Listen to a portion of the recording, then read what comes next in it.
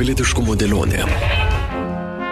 Sveiki, bičiuliai, studijoje prie mikrofono Romas Sadauskas. Labadiena, Romai. Sveiki. Liudas Ramanauskas. Ir pirmą kartą mes mūsų studijoje pilietiškumo dėlionėje matome uniformuotus žmonės, kaip girdėjote iš mūsų anonso. Tai nekinetinių operacijų skyriaus vyriausias žvalgas Martynas Valaitis, bei žvalgybos ir nekinetinių operacijų skyriaus vadė Brigita. Labadiena, malonu Jūs matyti mūsų studijoje. Sveiki, malonu. Pirmas klausimas, Romai, bus labai paprastas. Šiandien mes iš tikrųjų kalbėsime tomis temomis, kurios dažnai lieka, atrodo, lyg tai paraštėje. Aš norėčiau labai tiesiai, šviesiai paklausti tiek Martyno, tiek Brigitos. Kodėl jūs savanoriai? Tiesmukiškas, bet man labai aktualus klausimas. Pas mane savanorystė atėjo į gyvenimą taip per vieną dieną, sakykim. Tas pirminė idėja ir jinai buvo kaip pasąmoningas kažkoks, atrodo, instinktas, kad reikia kvėpuoti, reikia valgyti, tai taip pačiai reikia kažką daryti, kad prisidėti prie savo valstybės. Na, bet galima daryti ką nors paprastai, gėlytės sodinti, dar kažką, o štai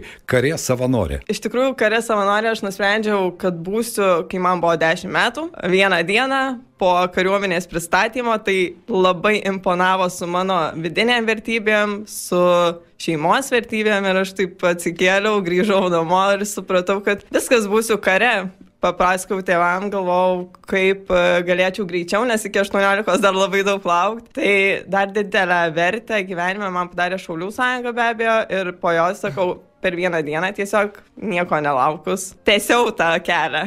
Martynai, o jūsų istorija? Mano istorija prasidėjo nei daug, nei mažai, beveik prieš 20 metų, o kitą mėnesį bus 20 metų, kai esu savanoris ir net nežinau kodėl. Tapau, tai smalsumas, noras pamatyti tą karišką gyvenimą ir trauka tikriausiai gal. Ir juolab, kad tu dirbdamas ir kitą darbą gali būti ir karių savanorių. Ir tai tas veža, tas stumia eiti į priekį. Ir nežinau. Romai, tu irgi savanoris. Tiesa, pas tave savanorystės pradžia 90-ųjų metų rugsėjo kažkurį dieną. Kartais žmonės nustemba, kai pasakau, kad savanorių tapau anksčiau negu atsirado savanorių pajėgos. Tai buvo pati mūsų valstybės pradžia. Kelios dienos po kovo 11 mes tuo metu buvom Vilniaus universiteto studentai su dabartiniu Seimo nariu Žygimantu Pavilioniu, ėjom iš paskaitų pro Sąjūdžio būstinę ir pamatėm lapelį, kad kviečiam užsirašyti savanorius. O kadangi tuo metu tik paskelbus nepriklausomybę Sovietų sąjunga grasino Lietuvai visko, ko įmanoma, netrukus po to jau ir buvo, kada prasidėjo, tai tas toks mintis, kad gali tekti ginti tėvynę, tą laisvę, kuri tik ką paskelbta, iškovota, jinai neleido ramiai užmigti ir mes tiesiog užėjom, užsirašėm į tos savanorius pirmuosius. Reikėjo palikti tiesiog vardą, pavardę, adresą ir telefono numerį ir po kelių dienų labai greitai sulaukėm skambučio į namus, tada mobiliųgi nebuvo, tai vakare į laidinį telefoną į namus paskambino ir pasakė, kada ir kur susirinkti. Ir nebuvo nei uniformų, nei skiriamųjų ženklų, nei ginklų. Gavom žalius raiščius ir guminės lasdas vadinamas bananais tuo metu. Buvom suskirstyti į ekipažus. Prisimenu, kad aš buvau antrajame ekipaže. Tai galima sakyti, pirmų savanorių 10-tuke Lietuvoje. Tai iš Dzūkijos vargu, ar kas taip anksti. Davėm priesaiką, aišku, tą pačią priesaiką paskui teko pakartoti jau tikrose, jau įsteigtose savanorių pajėgose čia Druskininkuose po daugelio metų, ne po daugelio metų, tiksliau 94 metais, bet tuo metu tarp tovo 90-ųjų pradžios pačios ir 93-94, kai jau Lietuva jau atsikratė svetimos kariuomenės, tai buvo vis dėlto didžiulis skirtumas vien tada. Atrodė, kad prabėgo koks 10-metis. Bet ar nėra to skirtumo tarp Romo savanorystės 90-ųjų metų ir štai dabar, Brigita, 2023 metų? Ta situacija, kuri dabar yra čia pat šalia Lietuvos. Aš vis dėlto norėčiau paklausti, tai kągi ta žvalgybos nekinetinių operacijų skyriaus vadė daro? Mūsų kaip skyriaus funkcija truputį skiriasi nuo kitų karių, nuo tų, sakykime, pėstininkų ir jeigu mes pažiūrėtume į mūšio lauką, taip, sakykime, vizualiai, tai mes galėtume jį padalinti į dvi dalis. Ta kinetinį mūšio lauką, kur yra ginklai, kažkokia materija, daug amunicijos, kovos mašinos ir mes turim tą nekinetinį mūšio lauką, kur pagrindinis mūsų, sakykime, įrankis ar elementas, kuriuo mes veikiam, tai yra informacija, tas neginkluotas karas, ta minkštoji galia, žinutės, kažkokia tai, elgesio pakeitimas, įtakos darymas visuomeniai, auditorijoms ir psichologinės operacijos, civilių ir karių bendradarbiavimas, visa tai ir daug elementų apjungia mūsų skyriaus veiklą. Ir be abejo žvalgyba, apie kurią gal Martynas daugiau. Tai Martynai, esate vyriausias ar vyresnysis žvalgas, tai štai galbūt irgi plačiau papasakokite. Tai irgi viską, ką minėjo Brigita, viskas tas pats vyksta, tik tai ne mūšio lauke kažkur tais, bet padėjimas gal vadui, daugiau su žemėlapiais darbas, su kompiuterį galbūt ir atpažinimas technikos ir panašiai. Beje, štai labai sausa informacija. Per praėjusį mėnesį Lietuvos kariuomenė priešiškoje informacinėje aplinkoje identifikavo 138 Rusijos dezinformacijos atvejus gynybos tema. Ir fake news arba netikrų naujienų srautai, jie, sutikite, jie iš tikrųjų dabar supa mus visose erdvėse. Kaip jūs, būdami profesionalai, taip aš galiu jūs pavadinti, puikiai suvokdami ir galėdami identifikuoti, galite padėti taip pačiai visuomeniai, nepaskesti fake news okeane? Tai profesionalai gal nesam iš tikrųjų, bet esam žmonės, kurie turbūt mylim šitą sritį, dėl to čia ir esam šitam skyriui. Tai kad propagandos yra labai daug, tai pastebiu ir kalbėdamas su žmonėm, tiek su artima aplinka, bet aš manau, pirminis dalykas, tai mūsų užduotis yra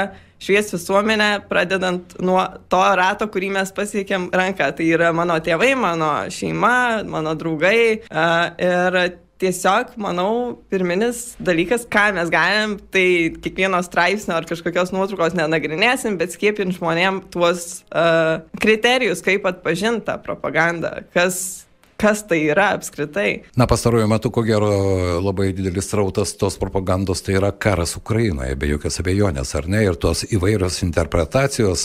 Man labai dažnai atrodo, kad propagandos tikslas yra nepakeisti tavo nuomonę, o įnešti tam tikrą sumaištį į tavo mąstymą, į tavo pajautimą, į tavo vertybinę sistemą. Ir čia yra pats pavojingiausias dalykas, aš nežinau, kaip Romoje atrodo. Man atrodo, kad ta nuostata, kad tiesos nėra ir mes niekada nesuprasim, kaip buvo iš tikrųjų, ne viskas taip vienareikšmiška, aš jau čia cituoju, galima sakyti, naratyvus iš Rusijos propagandos. Jį įtvirtinus, iš tikrųjų lengviau po to pakišti ir kažkokią visišką dezinformaciją. Tai dažnai mums po truputį išplaudami. Nėra taip, kad žmogus vieną dieną buvo patriotas ir kitą dieną jis tapo vatniku, kaip tas yra tas negražus žodis. Tai va, tas perėjimas į medvilnės gaminį vyksta taip lėtai, nuosekliai pačiam žmogui nejaučiant. Ir dažnai, kai tarp jo ir informacijos nėra jokio tarpininko, vis dėlto pasaulis smarkiai pasikeitė. Jeigu anksčiau didžioji dalis informacijos žmonės pasiekdavo iš televizijos, iš radijo, iš laikraščių, tai ten vis dėlto žmogus galėjo pasitikėti tam tikrą žiniasklaidos priemonę. Jis įsijungia FM 99 radiją ir žino, kad per žinias išgirs teisybę, kaip sakant, arba bent jau informacija, kur yra patikrinta iš nepriklausomų informacijos šaltinių. Dabargi jis įtrauktas ar pats įsitraukęs į daugybę Facebooko grupių, kurios ten kažką perka, parduoda, bet kartu ir įkiša retkarščiais kokį nors propagandinę žinutę ir išplatina. Ir šaltinio, kuris tą informaciją paskleidė, patikimumas nėra tikrinamas. Ir taip po truputį ta nuomonė formuojama, keičiama. Tai man įdomu, kiek vis dėlto jūs be tos aplinkos, kaip sako tėtį ir mamai, tai labai šaunu, visi mes su savo artimaisiais turėtumėm pasikalbėti, bet kiek jūs pajėgus veikti socialiniuose tinkluose, kiek pasiekiamumas, ar jūs ten komentarus rašinėjat, paneiginėdami, ar kažkokios administruojat specialias grupės, ar ateinat, ar reportinat tas jau dezinformaciją platinančias grupės. Kaip ta veikla atrodo ten?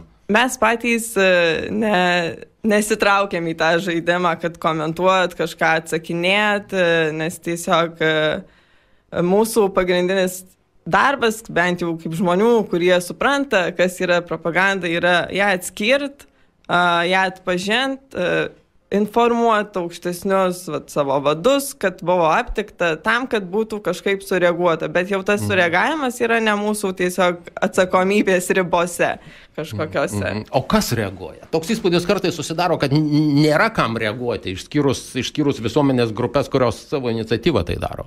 Iš kariuomenės pusės tai yra strateginės komunikacijos departamentus, kurie puikiai į tai reaguoja ir skleidžia vėlgi tą, kaip atpažinti propagandą ir panašiai. Tai mūsų kaip karių savanorių dar nėra darbas kažkokią tai daryti, komentarus rašyti ar kažką. Tai savo tokios kaip Prigožinas turėjo trolių fermos neturit.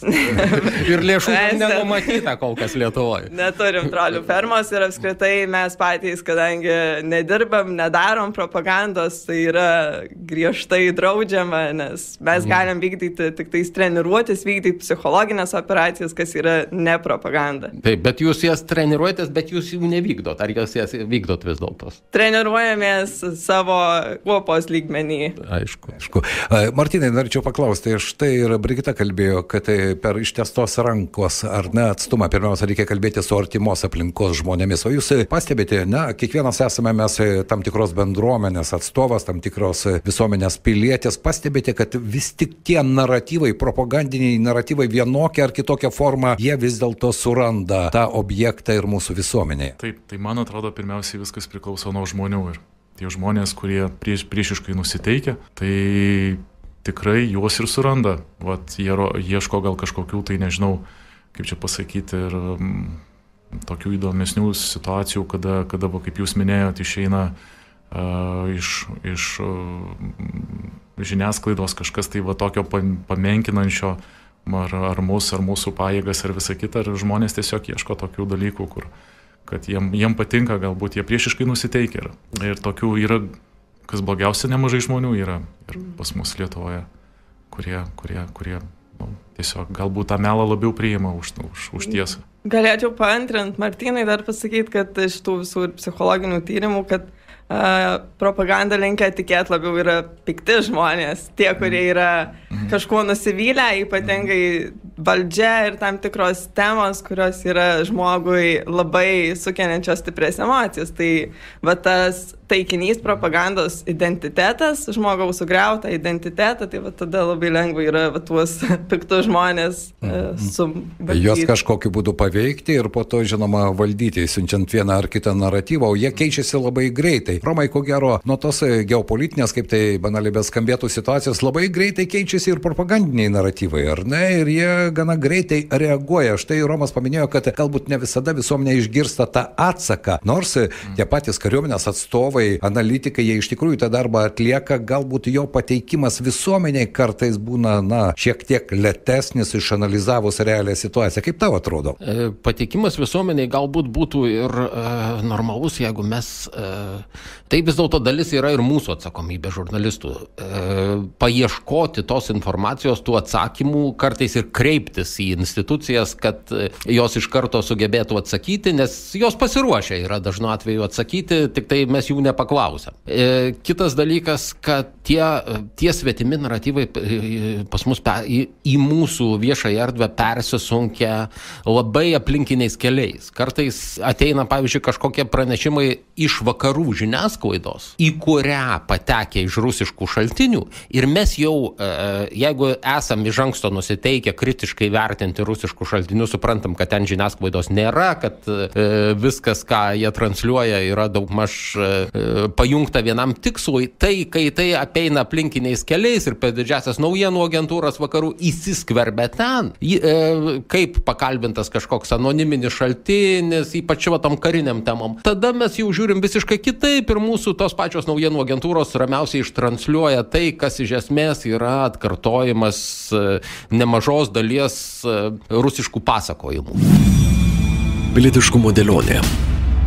Koks visuomenės požiūris į savanorius? Ir čia aš norėčiau Brigitos paklausti. Aš suprantu, kad jūs esate kariai, viską jūs galite atsakyti ir be jokios abejonės apie karinės detalės mes ne visada galime kalbėti ir viešai, bet labai paprastas klausimas. Privaloma moterų karo tarnyba. Jūsų nuomonė, tai yra tam tikra mūsų visuomenės, ateitis, nes mes niekas nežinome, kokia ta situacija pasaulyje bus po metų 5, o kokia jūsų kadangi turite jau patirties, esate karė savanorė nuomonę. Ar tai turėtų būti privaloma, nežinau, vis dar čia neturiu nuomonės, aš vis dėlto linkus galbūt labiau būčiau galvot, kad kiekvienas žmogus tą pilietiškumą ar kažkokį tai indėlį į valstybės gerovę gali pasiekti per skirtingus būdus, be abejo, žinot, suprast, kaip veikia valstybės gynyba, mokėt galbūt kažkokius tai įgūdžius, nebūtinai ginkluotus, bet ir neginkluotus,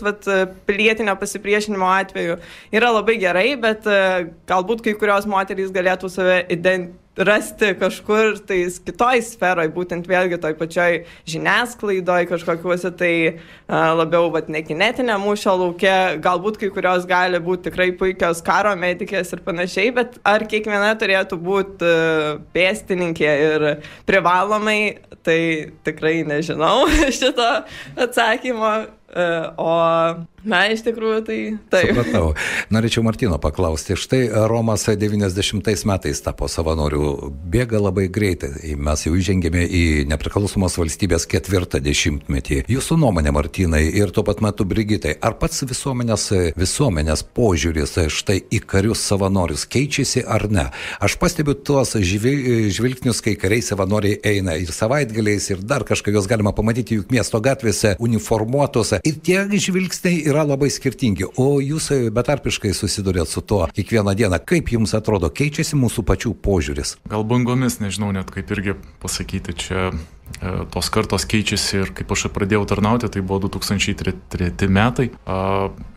Rinkdavosi į mokymus mūsų karių arti 100, šiai dienai dabar paėmus į mokymus truputėlį mažiau ateina. Ar keičiasi ar ne, jaunimas vis tiek kitoksai, sakysim, matosi, kad jisai kažkoks kitoks ateina, nes koks buvo prieš 20 metų, koks dabar jisai ateina, vėl jisai kažkoks kitoks. Silpnesnis ar stipresnis, nežinau, būna įvairių, bet kad pats tas įvaizdis kažkoksai, tai jisai taip, metai iš metų jisai, nežinau, čia bangomis galbūt taip. Jūs sakote, kad jis kitoks, galbūt jis racionalesnis, labiau skaičiuojantis? Galbūt skaičiuojantis daugiau kompiuteriai, daugiau telefonai, galbūt draugai, žmonės formuoja dar gal kažkaip. Bet keičiasi jaunimas tikrai. Brigita, o kaip jums atrodo visuomenės pats požiūris keičiasi į karių savanorius? Apskritai, manau, kad galbūt visuomeniai vis dar nėra labai aiškiai, nors ir komunikuojama, bet tas, kas nesidomi, tai retai atskiria, kas tas yra savanorių pajėgos, kuo jos skiriasi nuo tų, kurie eina kiekvieną dieną į darbą su kitokios spalvos beretėm, kas tai yra šauliai, ir toks atsiranda kažkoksai nesupratimas, kas tas yra, ir todėl galbūt nėra per didelio ir suvokimo tų pačių, ką mes veikiam ir kam reikalinga, jeigu yra reguliari kariuomenė, kaip žmonės supranta. O kas liečia jaunimą, aš kadangi pati esu gimus laisvoj Lietuvoj, tai iš savo aplinkos, draugų tarpo suprantu, kad tiesiog nėra supratimo, to gal poreikio suprast, kad gali būti ir blogai valstybei. To mes užaugę esam tom šiltom, patogiom sąlygom ir nematę karo ar nematę okupacijos savo akim, todėl tiesiog aš manau, kad nėra skiepo to mūsų kartai. Ir dėl to mes tokie kažkokie atsainesni esam. Na, ne vieną teko kartą girdėti ir iš politikų netgi. Jeigu čia kažkas prasidėtų, tai aš tik lagaminą susikraunu ir su šeima čia per Suvalkų koridorių kur nors toliau į Lenkiją. Ir, žinot, tokie pareiškimai mane keistai nustebina. Na, žinome, mes kiekvienas turime tą asmeninę patirtį ir kai tu turi savo šeimoje ir tu pats esi patyręs visą tai, kas yra kiek kitokia negu dabar tas 30 mečių laisvos Lietuvos gyvenimas, tu kitaip vertini ir kartais netgi pereina per dūšią toks, žinot, kažkoks keistas jausmas. Bet štai jūs puikiai atliekate tą savanorystės misiją, ar ne? Ar tai yra jūsų vis dėlto, kaip čia man suformuluoti, ar tai yra jūsų gyvenimo tikslas, ar tai yra tik tai priemonė realizuoti save kaip žmogų, kaip pilietinės visuomenės žmogų? Brigita, Martinai. Iš dalies tai yra kartu ir realizacija, bet kariuomenė turbūt jau yra toks, bet vėlgi pasakysiu, kaip įgimtas dalykas. Arba tu nori čia būti, arba tu savęs čia nematai. Tai jeigu tu neįsivaizduoji, kaip kitaip galėtum save išreikšti, tai tu čia ir nebūtum. Man kariuomenė padėjo visų pirma ir atrasti, būtent atrast, ką aš noriu veikti gyvenime, galbūt, kuo aš domiuosi, kas visgi man yra įdomu ir kuo aš galiu būti naudinga savo valstybei. Tai vieta, kur, sakyčiau, gal labiau gyvenimo būdas, nei tik tais kažkokia saviraiškos terpė. O Martynai, jums? Aš gal grįšiu prie to, kaip jūs sakėt, kai žmonės galbūt išvyktų. Aš norėčiau pasakyti, kad žmogaus charakteris atsiskleidžia pačią sunkiausią gyvenimo minutę ir kaip mes elgtumėmės vienu ar kitu atveju, tai, tik tai sunkiausių momentų mes galėtume pasižiūrėti, ar tas pats jaunimas, kaip Brigita minėjo, kad galbūt nepaskiepinti ten jie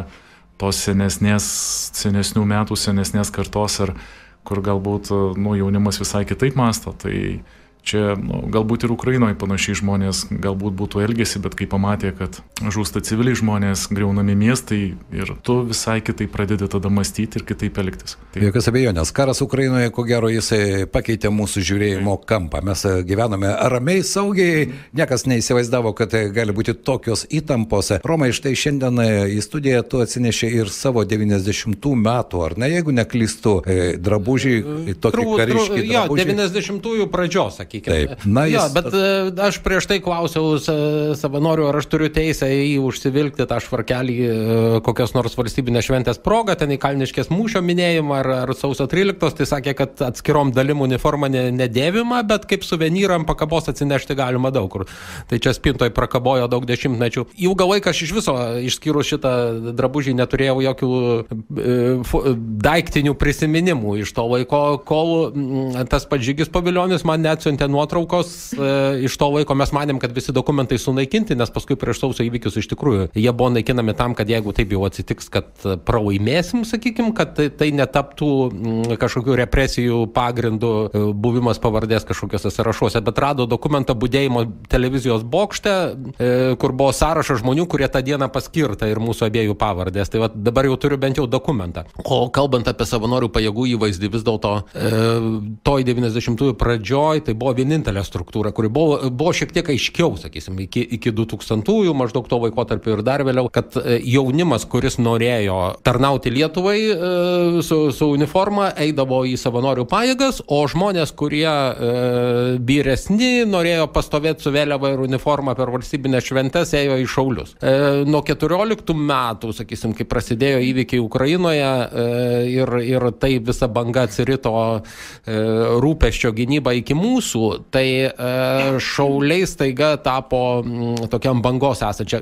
Galbūt savanorių pajėgos kažkiek ir pramiegojo tą patriotizmo bangą, kai tikrai daugybė žmonių norėjo kažkaip save išreikšti ir ta struktūra truputį buvo užmiršta, pripažinkim, bet galbūt ir nereikėtų norėti, kad formali kariuomenės dalis reaguotų taip, kaip sureagavo visuomeninė organizacija. Tai čia galbūt ir nepelnytas priekaištas, bet vis dėlto šauliai dabar yra gerokai labiau žinomi vien dėl to, kad ten suėję daugybė žinomų žmonių, pripažinkim, tas pelėdų būrys jų, kur televiziniai veidai, popkultūros žmonės, tai yra suteikia gerokai didesnį žinomumą.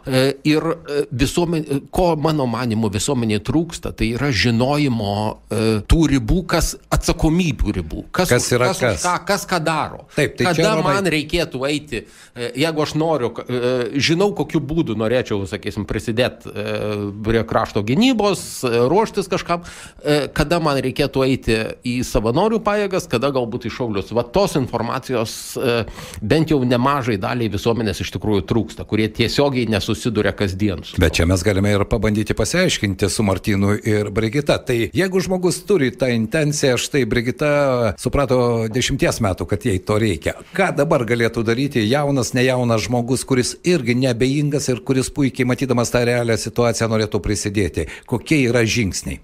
Kur eit? Tai be abejo, jeigu tai yra nepilnametis jaunas 10 metų aktyvus jaunuolis, tai jam pirminis kelias tiesiog yra Šaulių sąjunga, nes į kariuomenę galima papulti tik nuo pilnametystės. O ką daryti suaugusiam žmogui, tai yra jo vėlgi nori ir tiek, kiek jisai gali prisidėti.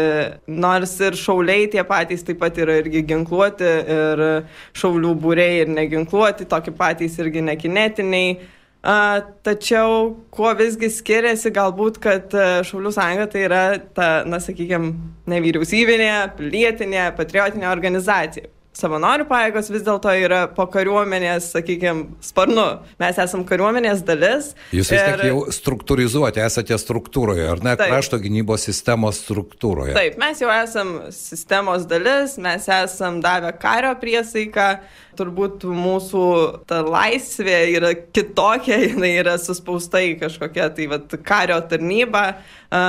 Šaulių sąjungoje be abejo, vėlgi, kaip ir savanoriuose, visur veikia savanorystės principas, bet ten yra tokias daugiau, sakykime, organizacinio pagrindo. O jau savanorių pajėgos, kario priesaika ir kiti reikalai. Nors po paskutinių įstatymų pakeitimų Šaulių sąjunga irgi kaip kariuomenės dalim tapo. Ir labai gali veikti. Ir tas atstumas dar labiau sumažėjo. Taip, tai tas skirtumas yra tiesiog, manau, nuo žmonių, kiek jie nori ir kiek jie gali prisidėti. Jeigu aš jaučiu, kad aš noriu, bet neturiu labai daug laiko, galbūt aplinkybė, šeima ir kiti, ir aš tiesiog prisidedu prie Šaulių sąjungos, kurie atkarčiais kažką veikiu, galbūt aš noriu daugiau. Tai pas jūs didesnis reguliarumas ir didesnis įtraukimas tų žmonių, kurie jau įsipareigoja nuolat. Aš norėčiau Martino paklausti, vis dėlto jūs, ir daugelis, ko gero, savanorių, jie turi ir kitą tą civilinį gyvenimą ir užsidėję uniformą, jūs jau atliekate savanorio pareigas, bet štai jūs esate ir gelbėtojas, dirbate priešgaisrinės gelbėjimo tarnybos Alytuje padalinyje ir tuo pat metu jūs esate karys, savanoris, žvalgas. Tai vienas kitą papildo? Kažkiek. Dažnai tenka taip, kaip jūs ir minėjote, iš vieno darbo vykti į kitą, arba nežinau, ar tai darbas ar gyvenimo būdas, net nežinau, kaip pasakyti. Bet būna taip, kad atvažiuoju budėti, sakysim, į priešgaisrinę, aš atsivežu ir karišką aprangą. Baigėsi budėjimas, aš persėdedu karišką aprangą ir važiuoju į mokymus. Arba atvirkščiai, būna mokymai ir iš mokymų įsidedu kitą aprangą. Tai čia, mano toks gyvenimas yra. Atsiprašau, bet nedaug dievė karas, tai ugniagesiai irgi bus šaukiami, sakykime, tai kurią uniformą vilksitės tada? Kas ketvirtą parą, o 3 paras gali prisidėti prie krašto gynybos galbūt. Ne, čia geras klausimas, nežinau, priklausomai nuo situacijos. Bet kuriuo atveju tai būtų pagalba žmonėm. Nes gelbėtojam ugniagesiam tada irgi darbo nemažai būna paprastai. Taip, labai daug, nedaug dievė. Beje, savanorystė, karys savanoris, tai pareigoja jūs ir privačiame gyvenime. Tai keičia kažkiek jūsų tą gyvenimą viešoje erdvėje. Štai Brigita minėjo, kad į komentarus jūs nesiveliat, tai ten nekomentuojate, bet visi turime ir tą privatų vadinamą gyvenimą, ar ne? Tai kaip jūs čia surandate tą pusiausvyrą, Brigita? Be abejo, kad labai keičia ir tu jauti, kad neši vardą visų pirma, ne tik vilkint uniformą, bet ir be jos, net ir tiek civiliniam, sakykime, darbe kažkokiam. Vis tiek, taip sakykime, sąmoningai galvoji savo veiksmus, savo žodžius, todėl, kad nenori, žmonės žino, aplinka žino, kad tu esi karys, savanoris ir tiesiog norisi tą vardą truputį teigiamą ir gerą linkmę ir garbingą linkmę nešti negu, elgesį tai tikrai koreguoja. Kad neatsidurtų kriminalinių įvykių suvestinėje, šalia vardo ir pavardės dar paminėta, kad krašto apsaugos savanoris ar savanorė, nes tai tikrai... O žmonės ir vis tą kariuomenę mato apskritai gal kaip vieną vienetą, sakau, jie nežino, kas yra tas karys savanoris, kas yra ten profesinės karo tarnybos, todėl mes tiesiog nešam kariuomenės vardą, taip pačiai ant savo pečių. Tai vis dėlto atsakomybės našta didesnė, ar ne? Ir Martynai, kaip jūsų kolegos gelbėtojai žiūri štai į tai, kad jūs esate karys savanoris ir dar žvalgas? Nežinau, gal teigiamai žiūri, aš tikiuosi, kad jie taip stebisi, kada mato, kada tu persirengi iš vienos uniformos į kitą ir, kaip tu gali, kaip tu atrodo, sako vis tiek ir parą tu lygtais nebūni namuose, paskui kitą parą vėl važiuoja į kitus mokymus. O kaip šeima? Sunku su šeima. Pergyvena, aišku, nori, kad būčiau daugiau namuose ir panašiai, bet aš turiu 2 dukras ir jos sako, kur tu šiandien tėte būsi, ar tu į gaisrinę, ar tu darbutį būsi, ar tu į kareivinės eisi, ar kaip jau kažkaip priprato prie tai, bet, man tai patinka ir tikiuosi, kad ir kažkoks pavyzdys išliks ir kaip jos užaugs, gal pasakys, kad mano tėtis buvo toks ar toks. O iš kolegų kažkas įsitraukė dar, ar paties pavyzdžių pasiekė dar kažkas? Alytuje gal mes esam keliese, bet kituose miestuose yra irgi, bet ne per daug. Policijos tarpe galbūt. Tai Lietuvoje ne vienintelis, kad ugniagesys ir savanoris tuo pat metu. Ne. Ne. O kaip Brigitai asmeninis gyvenimas ir kario uniforma? Kadangi su vyro abudu esam kariai, tai vėlgi tas ir gyvenimas toks ir yra, kad mano daugiausia tarnybos yra savaitgaliais, pas jį yra darbo dienom, tai tiesiog žinom, kad mes, kadangi tuo kvėpuojam, tai ir nesinori užgožti tai, kas tave veža. Tai jeigu tai tave veža ir motyvuoja tiesiog kažkaip geresniai nuotaikai ir geresniem veiksmam, tai laviruojam tarp to. Tai ir susipažinot gal tarnyboje? Ar... Tarnyba. Tai galima sakyti, kad suvedė Lietuvos kariuomenė. Būna ir tokių atvejų. Aišku, tarnybinių romanų to nepavadinsime, bet be jokios abejonės šiandien man buvo malonu jūs pamatyti studiją, iš tikrųjų pakalbėti. Ir mūsų pokalbio pabaigoje vis dėlto jūs nekinetiniai žvalgai puikiai orientuojatės erdvėje ir žiniasklaidos tame okeane. Aš norėčiau jūsų konkrečiai labai paprastai paklausti, jeigu 10-balėje sistemoje mes galėtume įvertinti mūsų regiono, mūsų Lietuvos pilietiškumo tą indeksą, nes pilietiškumas man visų pirma yra ne tik teisės, bet ir pareigos. Pareigos savo kraštui, savo miestui, savo šaliai. Kaip jūs galėtumėte įvertinti, Brigita, 10-balėje sistemoje? Labai norėčiau, kad skalė būtų daugiau nei 5 ir teikiantis, domintis visais tyrimais, apklausom. Tai bent 7 tikrai norėčiau parašyti dėl to, kad visuomenė yra pasiryžus ginti kažkokiais būdais savo valstybę ir tas pilietiškumas, kaip ir minėjau, gali būti ir ginkluotas, ir neginkluotas tikrai. Tai norėčiau rašyti didelį balą, tik tais dar norėčiau palinkėti žmonėm nesivadovauti tik juodą arba baltą ir kažkokį kritinį mąstymą visgi reikėtų išsiugdyti dar ir treniruotis tai daryti. Prisidedu prie Brigitos ir yra kur temptis iš tiesų ir aš norėčiau tikrai daugiau gal rašyti, gal net ir 8 kokį parašyti. Romai, o jūs... Aš per vidurį pasakysiu 7,5, kadangi visos apklausos rodo, kad neviršyje 25% ta visuomenės dalis, sakykime, nelaiminga, kuri nesitapatina su savo tėvynė. Bet sutikime, jog apie tai reikia kalbėti. Reikia kalbėti ir su jaunaja karta, reikia kalbėti ir su vyresniais žmonėmis, reikia, man rodos, ir diskutuoti, ir ne vien tik tai, gražius žodžius, bet ir matyti problemas ir svarbiausia ieškoti būdų, kaip tas problemas ir visuomenėje spręsti. Tai irgi labai svarbu. Jeigu galima, aš dar pasakysiu, iš tiesų viskas prasideda nuo šeimos. Visi kiti dalykai, ten švietimas, ten draugai, viskas įtakoja, sakysim, jaunų žmonės ir panašiai, jų charakterius, jų apsisprendimus ir panašiai. Tai galbūt norėčiau, kad šita karta, kuri auga, galbūt jinai dar kitokia būtų. Bet aišku, viskas nuo šeimos prasideda. Tai štai, kaip Brigita sakė, per ištestos rankos, ar ne, pasiekime tą žmogų. Noriu padėkoti mūsų studijoje šiandien viešėjo žvalgybos ir nekinetinių operacijų skyriaus vadė, karė savanorė Brigita, bei Martynas Valatis, žvalgybos nekinetinių operacijų skyriaus vyriausias žvalgas, Romas Sadauskas, savanoris nuo 90-ųjų metų. Man buvo labai smagu jūs pamatyti, išgirsti. Aš tikiuosi, kad mes dar turėsime galimybę ir pabendrauti, ir galbūt sudalyvauti vienoje ar kitoje operacijoje, kurios iš tikrųjų yra reikalingos. Roma, jeigu dabar tektų taip užsivilkti tą švarkelį ir... Neužsivilkus vis dėlto priesaika tebegalioja kažkada duota ir kiekvieną kartą, kai per mane kaip žurnalistą eina kažkokia informacija, kažką transliuoja, aš pirmiausia vis dėlto pagalvoju, ar tai nepadarys žalos.